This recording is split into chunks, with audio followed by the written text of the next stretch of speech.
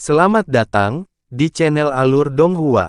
Sebelum menonton, silahkan subscribe, biar Mimin tambah semangat update-nya. Han Li dengan dingin menyaksikan iblis besar itu mengambil beberapa langkah ke depan, tidak menunjukkan emosi dari wajahnya. Hanya sedikit lebih dekat dan Greenwood Demon akan memasuki jangkauan formasi pedang Aureate. Dia akan melepaskannya untuk membunuh kedua iblis dalam satu serangan. Pada saat itu, cahaya merah menyala dari langit yang jauh, diikuti dengan teriakan melolong. 3 bola cahaya darah muncul dari kegelapan dan melesat ke arah mereka. Ketika kurcaci melihat ini, ekspresinya berubah drastis. Dia mengetukkan tongkatnya pada siluman kayu dan memutar kepalanya untuk menghadapi garis-garis merah. Jejak keheranan muncul di wajahnya. Setelah beberapa bunyi gedebuk, Greenwood Demon berhenti tepat di luar formasi pedang Aureate. Han Li mengerutkan kening ketika dia melihat ke kejauhan. 3 lainnya tampak khawatir pada setan baru yang muncul. 3 garis merah itu sangat cepat, bergerak dengan kecepatan kilat. Cahaya memudar untuk mengungkapkan siluet setinggi 3 kaki. Orang-orang ini memiliki wajah yang halus dan mengenakan baju besi merah, karakter jimat yang padat muncul di permukaan wajah, kulit berkilau merah, dan berbau darah busuk. Ketiganya menyapu pandangan ke sekeliling, sebelum mengarahkan mata yang bersinar pada Han Li. Han Li menyipitkan matanya dan merasakan hawa dingin menyebar ke seluruh tubuhnya. Ketika iblis melihat siluet itu, kulitnya memucat dan matanya dipenuhi kekaguman, boneka darah. Mereka adalah inkarnasi boneka dari Lord Disue. Boneka darah. Disue. Pikiran Han Li dengan cepat bergerak, tetapi dia menemukan nama itu asing. 3 sosok kecil menatap Han Li untuk waktu yang lama sebelum ekspresi kasar muncul di wajah. Mereka membuka mulut dan melepaskan 3 sinar merah darah ke arah Han Li. Meskipun Han Li sudah siap, alarm marah masih terngiang di benaknya saat serangan itu datang. Dia langsung bereaksi, mengangkat tangannya dan memanggil kabut abu-abu di depannya. Pada saat yang sama, ki hitam keluar dari tubuhnya untuk membuat baju besi hitam sederhana. 3 letupan teredam terdengar. 3 berkas cahaya darah terhenti oleh Divine Essence Fuse Light sesaat sebelum menembus dan menyerang baju besi Han Li yang mengerikan. Cahaya darah bergoyang saat menyerang, secara bertahap meredup untuk mengungkapkan 3 lubang seukuran mangkuk melalui baju besi dan langsung mengenai dadanya. Lei Lan dan yang lainnya menjadi pucat pasi ketika melihat ini, tetapi apa yang terjadi selanjutnya membuat mereka semakin tercengang. Guntur berdering dari dada Han Li dan menggelegar, mengungkapkan cahaya darah berbenturan dengan petir emas perak dan membatalkan satu sama lain. Serangan itu akhirnya diblokir oleh jubah kilat Han Li. Meski begitu, Han Li masih sangat ketakutan dan wajahnya tiba-tiba tenggelam. Dia dengan dingin mendengus dan melepaskan awan ki hitam, langsung memperbaiki 3 lubang besar di armornya yang mengerikan. Jika baju besinya yang mengerikan tidak menyebarkan kekuatan dari 3 berkas cahaya darah, dia takut jubah kilatnya tidak akan mampu memblokirnya. Melihat serangan mereka tidak berhasil, ketiga boneka darah itu tidak menunjukkan emosi apapun. Cahaya berkedip-kedip dari punggung mereka saat sepasang sayap merah darah terbuka, dan mereka segera menghilang. Han Li merasakan jantungnya bergetar. Sebelum dia bisa bereaksi, ruang di dekatnya berfluktuasi dan ketiga siluet itu berkedip-kedip. Tangan mereka kabur, mengiris udara dengan pedang merah panjang.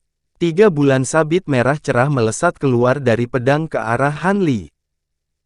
Karena boneka-boneka itu memiliki seutas indera spiritual tuannya di dalam diri mereka, itu menentukan bahwa satu-satunya ancaman yang ada adalah Han Li dan yang lainnya akan runtuh pada pukulan pertama. Han Li berteriak marah dan sayap di punggungnya bergetar. Dengan gemuruh guntur, dia menghilang. Sesaat kemudian, dia muncul kembali 60 meter jauhnya dalam kilatan petir biru putih. Pada saat yang hampir bersamaan, 3 cahaya merah menyala ke arahnya. Ketiga sosok kecil itu muncul kembali dan melakukan serangan, tetapi kali ini, pedang mereka berubah menjadi rentetan bercak darah yang tak terhitung jumlahnya di sekelilingnya. Dengan wajah sedingin es, cahaya keemasan memancar dari tubuh Han Li untuk memperlihatkan lapisan sisik emas berkilauan. Pada saat yang sama, dia berteriak keras, menyerang dengan telapak tangan hitam dan putihnya. Rentetan garis-garis merah menghantam telapak tangan Han Li, tetapi mereka meraung-raung seolah ditolak oleh kekuatan yang sangat besar. Ketiga boneka itu merasakan tekanan balik dari kekuatan besar melalui pedang mereka terdorong mundur 10 meter. Cahaya merah menyala dengan liar dari tubuh sebelum mendapatkan kembali keseimbangan, tetapi ketika mengangkat kepala, mereka tertegun. Han Li telah menghilang. Dalam sekejap, Han Li berkedip kembali ke kereta roh. Ketiga sosok itu akhirnya menundukkan kepala, tapi Han Li hanya mencibir. Dengan tangannya yang dengan cepat membentuk gerakan mantra, dia mulai melantunkan mantra.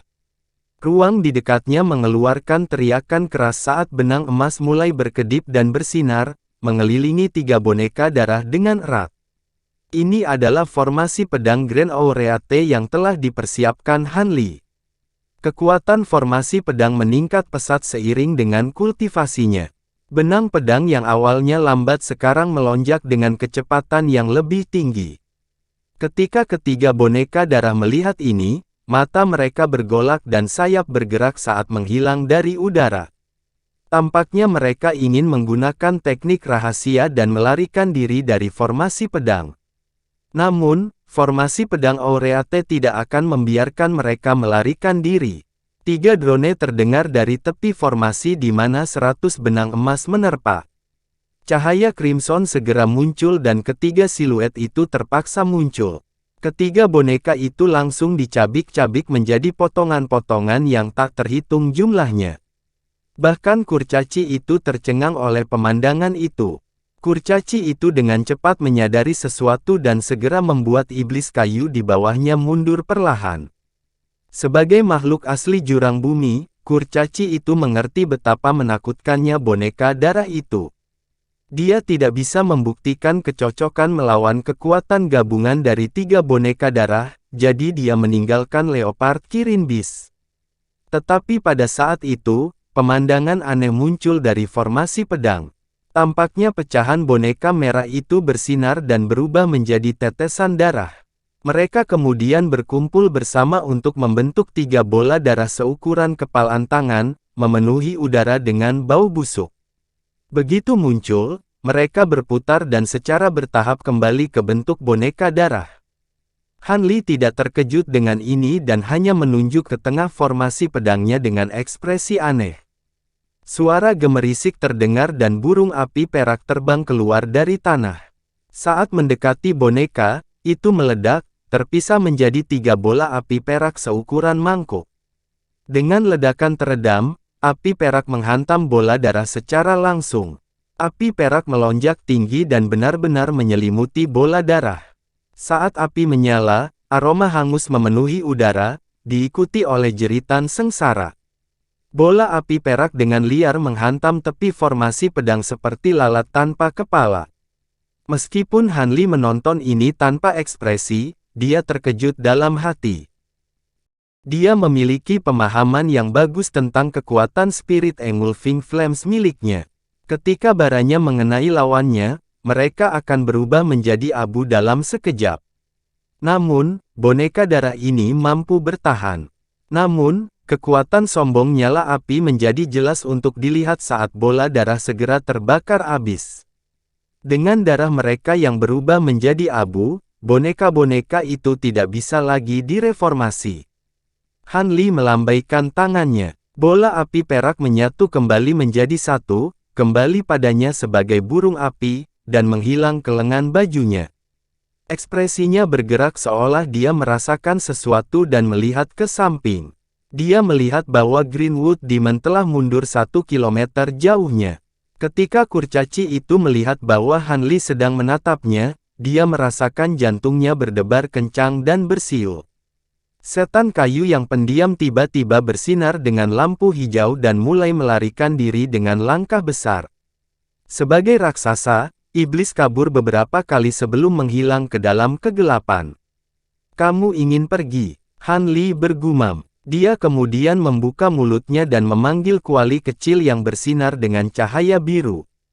Pada saat itu, lolongan binatang yang lemah terdengar dari bawah kereta roh. Ketika Han Li mendengar ini, dia sangat gembira, tetapi dia melihat ke iblis kayu yang jauh dengan ragu-ragu sebelum mengambil kembali kuali Heaven Void ke perutnya. Setelah itu, sosoknya kabur dan dia muncul di atas kereta roh. Sesaat kemudian, dia dengan gesit melangkah ke tanah dan berdiri di samping binatang rohnya yang masih terbungkus cahaya putih. Pada saat itu, aroma yang dipancarkan semakin redup. Melalui hubungan indera spiritualnya dengan binatang itu, dia sudah merasakan bahwa kemajuannya hampir selesai. Dia sekarang memiliki sumber kekuatan lain. Dia mengambil napas dalam-dalam dan merentangkan tangannya ke depan menuju cahaya putih, meletakkannya di atas Leopard Kirin Beast di dalamnya. Pada saat yang sama, gelombang energi spiritual murni memasuki tubuh binatang kecil itu. Cahaya biru terang bersinar dari tubuh Han Li dan ekspresinya berubah serius. Tiga lainnya di kereta roh semuanya menghela nafas panjang, melihat bahwa masalah telah selesai. Mereka saling memandang dengan wajah lega. Yang paling mengejutkan Lei Lan dan yang lainnya adalah bagaimana Han Li menghadapi dua musuh yang kuat, membunuh satu dengan mudah dan membuat yang lain melarikan diri dengan ketakutan. Ketiganya tidak tahu bahwa boneka darah itu sebenarnya sekuat Jenderal Roh Agung tingkat rendah, atau mereka akan lebih terkejut lagi. Adapun iblis lainnya, mereka tidak lagi datang. Han Li hanya menghabiskan waktu ini membantu binatang rohnya di langkah terakhir kemajuannya sementara Lei Lan dan kawan-kawan memulihkan kekuatan mereka di kereta roh. 2 jam kemudian, cahaya putih dengan liar melintas dari tanah dan raungan yang melintasi antara naga dan harimau terdengar. Adapun Han Li yang mengulurkan tangannya menembus cahaya, ekspresinya berubah dan sosoknya kabur saat dia menembak dalam rangkaian bayangan. Setelah itu, sesosok emas terbang keluar dari cahaya putih. Itu berputar di udara dan mengungkapkan hantu sepanjang 30 meter. Tubuhnya berkilau emas dari sisik yang menutupi tubuhnya. Itu adalah binatang Kirin emas. Meskipun binatang Kirin hanyalah hantu, ketika ia mengangkat kepalanya, ia mengeluarkan raungan yang megah, melepaskan tekanan yang mencengangkan ke udara. Bahkan Han Li, yang awalnya berdiri teguh, mundur selangkah dengan ekspresi yang berubah. Namun, hantu itu berumur pendek karena perlahan menghilang. Dan binatang kecil itu muncul dari cahaya putih di bawahnya. Sampai saat ini, Leopard Kirin Beast tidak terlihat jauh berbeda dari sebelumnya, tapi sekarang ada garis-garis emas pada bulunya dan matanya berkilau dengan perak yang berkilauan. Secara kabur, Leopard Kirin Beast menghilang. Pada saat yang sama, Han Li merasakan sedikit beban di dadanya dan sesuatu yang cukup lembut. Dia menundukkan kepalanya untuk menemukan bahwa iblis yang baru maju telah melompat ke atasnya. Itu berseri-seri pada matanya yang mempesona dan menjilat punggung tangannya dengan lidah merah jambu. Han Li menyapu indera spiritualnya melewati binatang kecil itu dan kegembiraan segera muncul di wajahnya. Seperti yang diharapkan, binatang kecil itu berhasil dalam kemajuannya dan sekarang memiliki kultivasi transformasi dewa. Adapun kemampuan bawaan binatang itu dan Kirin Bloodline-nya, itu terbukti jauh lebih kuat daripada binatang lain dari kultivasi yang sama dan akan menjadi penolong yang langka. Binatang kecil itu menguap di dalam pelukan Han Li, tampak sangat lelah. Kemajuannya baru-baru ini cukup sulit untuk itu dan perlu istirahat dengan cepat. Dengan membalik tangannya, Han Li mengeluarkan pil obat merah di tangannya dan memasukkannya ke mulutnya sebelum menepuknya dengan ringan. Kemudian dalam kilatan biru, binatang itu menghilang kembali ke gelang penyimpanannya di mana ia tidur nyenyak. Tiga orang di kereta roh saling melirik ketika mereka melihat hantu Kirin dan memasang ekspresi terpesona. Meskipun suku roh terbang percaya pada roh sejati burung, Kirin dan eksistensi lainnya dipuja oleh suku lain karena mereka adalah eksistensi tingkat roh sejati. Mereka benar-benar terkejut bahwa makhluk roh Hanli memiliki garis keturunan dari roh sejati Kirin. Pada saat itu, ekspresi Hanli bergerak dan dia melayang ke udara sebagai garis biru. Garis-garis pelangi terbang keluar dari tanah saat bendera dan pelat formasi di daerah sekitarnya berkibar. Dengan semua alat formasi di lengan bajunya, 10 pilar merah yang muncul dari tanah menghilang. Dalam kilatan biru, Hanli muncul di dalam kereta roh dan dengan tenang berkata, "Kita tidak punya banyak waktu. Ayo menuju ke level ketiga secepat mungkin." Baby dan kawan-kawan mengangguk setuju. Sedangkan untuk kereta arwah berbentuk segitiga, Hanli mengetukkan kakinya ke lantai, memerintahkannya untuk melesat ke depan. Dengan beberapa kilatan putih, menghilang ke dalam kegelapan. Di tingkat terdalam dari jurang bumi, ketika tiga boneka darah dimakan oleh Spirit Engulfing Flames, orang berjubah merah yang duduk di ruang tersembunyi di gunung tiba-tiba merasakan sesuatu. Dia membuka matanya dan berteriak. Dengan ekspresi kasar, jejak kedengkian muncul dari matanya, boneka darahku dimusnahkan bersama benang indera spiritualku. Bagaimana ini bisa terjadi? Mungkinkah orang lain telah melibatkan diri dengan karunia saya? Pria itu mengelus dagunya dan bergumam, "Tidak masalah. Saya khawatir sudah terlambat untuk mengirim lebih banyak boneka. Saya tidak akan membiarkan keberadaan tingkat umum roh yang sedikit membuat saya secara pribadi membuat saya pergi ke tingkat atas." Beberapa saat kemudian, dia mengguncang lengan bajunya dan melepaskan sebuah bola. Itu berputar di udara saat melayang di depannya. Dia membentuk gerakan mantra dan menunjuk bola dengan tangannya yang bebas. Itu dengan cepat melonjak dengan cahaya merah dan mulai bersenandung lembut. Akhirnya, suara seorang wanita yang dingin berbicara, "Disue, mengapa kamu menghubungiku?" Suara itu berbicara tanpa jejak kesopanan. "Hehe, saya ingin melakukan perdagangan dengan rekan Taois Muking."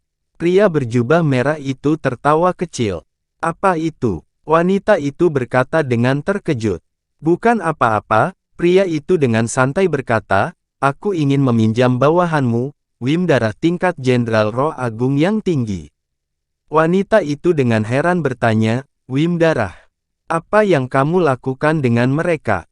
"Saya membutuhkan mereka untuk menemukan pakan darah untuk pengorbanan." Pria itu berkata, "Saya membutuhkan mereka untuk memusnahkan beberapa makhluk suku roh terbang tingkat umum. Mereka berada di level kedua jadi sudah terlambat bagi saya untuk menangani mereka secara pribadi. Tidak ada formasi teleportasi yang bisa mengirimku ke sana jadi aku hanya bisa mengandalkanmu." Setelah diam beberapa saat, wanita itu mendengus dan dengan acuh tak acuh berkata, "Mengapa kamu membutuhkan Bloodwim untuk beberapa jenderal roh? Saya tidak peduli apa yang Anda rencanakan dengan Wim darah saya, tetapi tidak apa-apa jika Anda memberi saya roh penyembunyi kayu itu. Kalau tidak, anggap masalah itu nol." Pria itu dengan tenang berkata, "Tidak apa-apa, tapi saya punya satu permintaan. Saya ingin jiwa makhluk suku roh terbang. Setelah kamu membunuh mereka, minta Bloodwim mengantarkan mereka kepadaku. Itu masalah kecil. Kirimkan penampilan dan lokasi mereka kepadaku," kata wanita itu dengan nada lebih lembut. "Tentu saja, ini hanya sebentar." Pria itu mengulurkan jarinya ke mutiara dan dengan lembut menutup matanya, mengirimkan informasi dengan indera spiritualnya. Sesaat kemudian, pria itu menarik jarinya dan membuka matanya, "Aku punya lokasi terbaru untukmu. Anda harus dapat dengan mudah menemukannya dengan Wim darah Anda. Saya akan menunggu kabar baik." Karena mereka hanyalah eksistensi umum roh, itu tidak memakan banyak waktu. Tapi jika informasimu tidak akurat, wanita itu lalu tertawa dingin dengan nada yang dalam. Jika tidak akurat, perimu dapat membatalkan perdagangan. Pria itu berkata sambil tersenyum. Dengan kemampuannya, dia tidak akan salah mengira makhluk kelas umum roh. Karena kamu yakin, biarlah. Saya akan langsung mengirim Wim darah ke lantai 2. Anda harus menerima berita dalam 3 hari, kata wanita itu dengan tenang. Kemudian dengan kilatan merah dari bola, sambungan terputus. Ketika pria itu melihat ini, dia tampak puas. Dia menarik bola dan bergumam, dengan Wim darah tingkat Jenderal Roh Agung yang tinggi, mereka seharusnya tidak gagal. Jika mereka benar-benar gagal, maka itu menunjukkan bahwa orang-orang tua dari suku roh terbang itu benar-benar menyusup ke jurang bumi. Lebih baik menangani ini dengan hati-hati. Pria itu duduk di kursinya dan dengan cepat tertidur. Di tingkat ketiga jurang bumi, di aula besar yang dibangun dari kayu hitam, ada siluet samar yang duduk di atas bunga emas berukuran 3 meter. Memegang dagu mereka. Duduk tidak jauh dari mereka adalah 2 baris sosok hitam dengan ketinggian berbeda-beda. Ada 16. Sesaat kemudian, sosok hitam yang duduk di atas bunga mengangkat tangan mereka, melepaskan garis hijau, dengan cepat menghilang ke udara. Sesaat kemudian, gemuruh guntur terdengar dari luar. Cahaya merah menyala dari gerbang aula dan kabut darah kabur masuk ke dalam. Kabut darah menghilang untuk mengungkapkan setan dengan kepala Wim dan tubuh manusia. Ia dengan hormat membungkuk pada sosok yang duduk di atas bunga emas dan berbicara dengan suara serak, "Bolehkah saya bertanya untuk apa guru memanggil Suedu?" Siluet hitam itu berbicara dengan suara wanita yang dingin, "Suedu, untuk sementara kamu akan menyerah mengumpulkan pakan darah dan akan pergi ke lantai 2. Dia memiliki suara yang sama dengan Muking, wanita yang berbicara dengan eksentrik di Sue. Seperti perintah Master, iblis berkepala Wim memiliki kepala merah. Wanita itu melambaikan tangannya dan melemparkan tabung bambu hitam ke arahnya. Ada beberapa makhluk suku roh terbang tingkat umum di lantai 2. Teleportasi, bunuh mereka, dan serahkan jiwa mereka ke eksentrik Sue. Itu adalah lokasi terakhir yang diketahui dan penampilan mereka. Perhatikan bahwa makhluk suku roh terbang mungkin aneh. Jika ada sesuatu yang salah, cepat laporkan kembali kepada saya. Bergerak cepat, seperti yang kamu perintah. Iblis berkepala Wim menerima tabung itu dan mengabur, menembakkan kabut darah. Itu berkedip beberapa kali sebelum menghilang. Wanita itu melirik gerbang aula sejenak dan menarik pandangannya. Dengan nada dingin, dia berkata, "Baiklah, ceritakan tentang kemajuan pengambilan darah yang ditangkap di berbagai level. Pengorbanan darah berikutnya akan segera terjadi. Hei Zuo, giliranmu." Siluet tinggi berdiri dan berkata, "Ular bersayap tingkat keempat dan kalajengking awan terang adalah penyumbang darah terbesar dan telah ditangkap seluruhnya. Hanya tikus abu-abu bermata 3 dan beberapa binatang buas lainnya yang bersembunyi di Black Crow Mountain. Untuk sementara kami tidak dapat menjangkau mereka.